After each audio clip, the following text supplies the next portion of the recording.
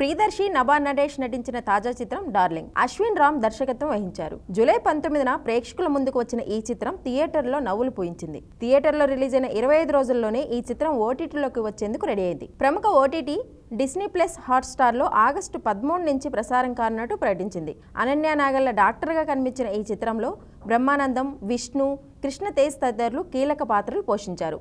ఈ సినిమా కథ విషయానికి వస్తే, ట్రావెల్ ఏజెన్సీలో పనిచేసే ప్రియదర్శి అందమైన అమ్మాయిని పెళ్లి చేసుకుని ప్యారిస్కు హనీమూన్కి వెళ్లాలనుకుంటాడు. తన తండ్రి చూసిన అమ్మాయి సైకాలజిస్ట్ అనన్య నాగళ్లతో పెళ్లికి రెడీ అవుతాడు.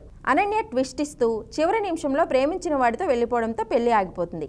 ఈ నేపథ్యంలో జీవితంపై విరక్తి చెందిన ప్రియదర్శి ఆత్మహత్య చేసుకోవాలనుకున్న టైంలో నభా నటేష్ అతడి లైఫ్లోకి ఎంట్రీ ఇస్తుంది. ఆ వెంటనే ఇద్దరు ప్రపోజ్ చేసుకోవడం, తర్వాత పెళ్లి జరిగిపోతాయి. అయితే Nabha Natesh multiple split personality డిజార్డర్తో ఆమె చేతిలో దెబ్బలు తింటాడు ప్రియదర్శి.